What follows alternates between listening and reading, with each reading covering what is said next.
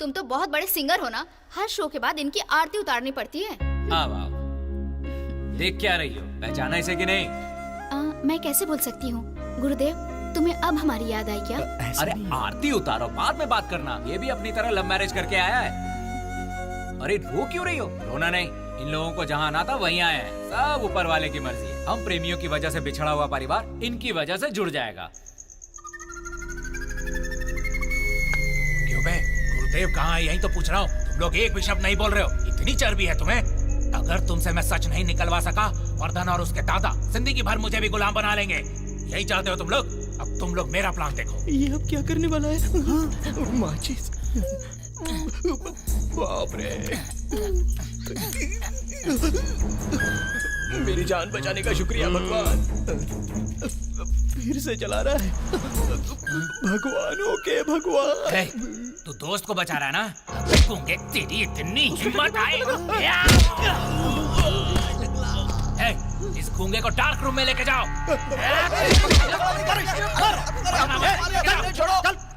कुंडी मत खड़काओ राजा, सीधा अंदर आओ राजा। कुंडी मत खड़काओ राजा, सीधा अंदर आओ। क्या हुआ भतीजे?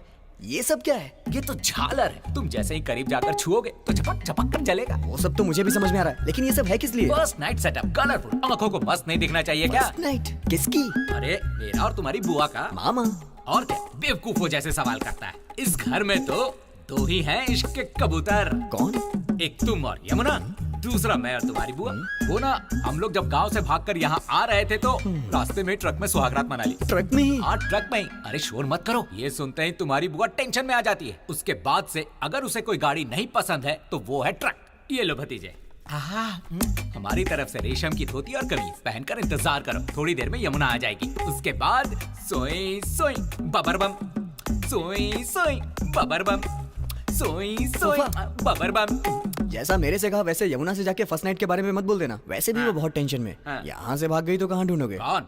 यमुना आधे घंटे से तुम्हारी बुआ के पास बैठकर मेकअप करवा रही है। सिर्फ इतना ही नहीं, कांच की चूड़ियां मत पहनाओ, हमारे चिपकने से टूट जाएंगी। नाक में सोने की नथनी पहनने के लिए बोल रही थी भतीजे। और हाँ, होठ पर 3-4 रंग की लिपस्टिक लगा रखी है। टाइम हो गया, तुरंत रेडी हो जाओ। कितना शर्माता है रे तू। हो गया। सोई सोई बबर बम, सोई सोई बबर बम। मेकअप करवा रही है।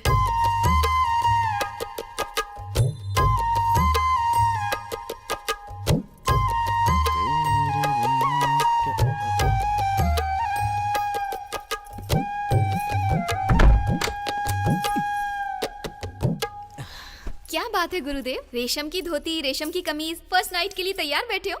वो मामा ने। ये सब उनकी तैयारी है ना? हाँ जी।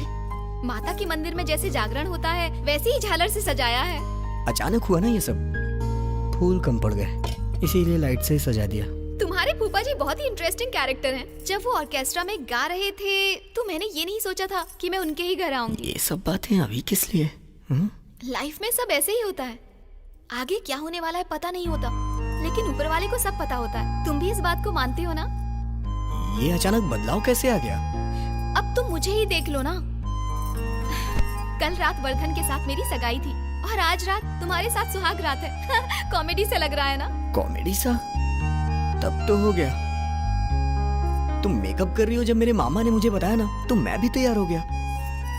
सब वेस्ट हो गया। मेरे लिए जमीन ही ठीक है, मैं नीचे सो जाता हूँ। क्यों, क्या हुआ? तुम यहीं सो जाओ। तुम कुछ ज्यादा ही बोलते हो, लेकिन ईमानदार बहुत हो।